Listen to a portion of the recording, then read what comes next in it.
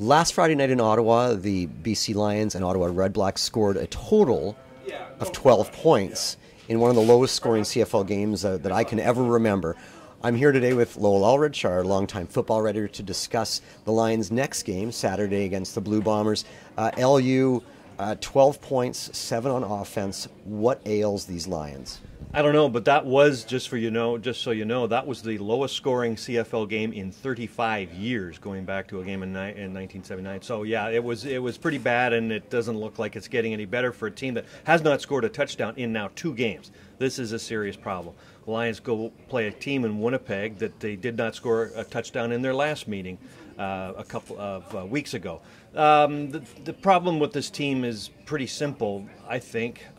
It stems with a lack of cohesion on the offensive line. They cannot get a run game established, and when you can't get a run game established, it's pretty hard to throw, and that's how teams are taking the Lions away out of their offense at the present time.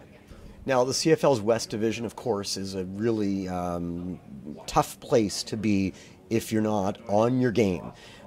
So, of course, Saturday night, the Lions and Bombers are basically playing for 4th place in the West. 4th place in the West could well mean a crossover playoff spot at the end of the season to play in the East Division semifinal.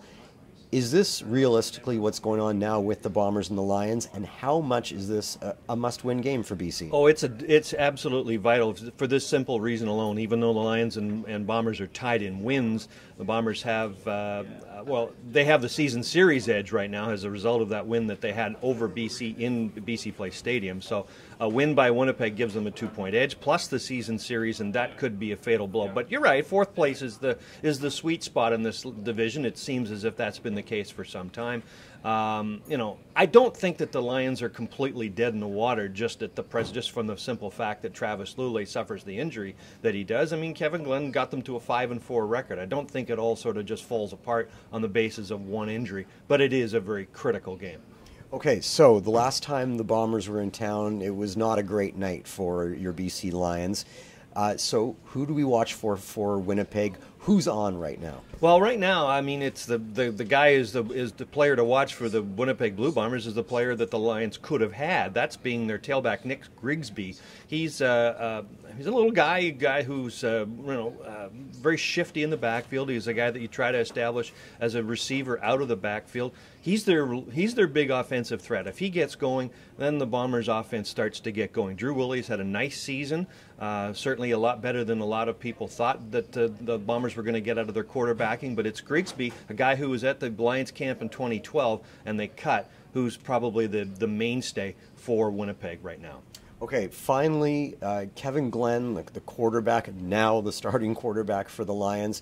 You've said before about Kevin Glenn that he's one of the greatest quarterbacks in the CFL who's never won a Grey Cup. Well, now the BC Lions are going to need Kevin Glenn to take them to the Grey Cup if they hope to be in the game that they're hosting here in Vancouver in late November. What's your thinking at this point? Can he do this even if it means going through the East Division? I don't think there's anything really changes in that regard. I think that was really prophetic. Henry Burris in Ottawa last week said that Kevin Glenn was the best insurance policy for any team in the NFL or the CFL.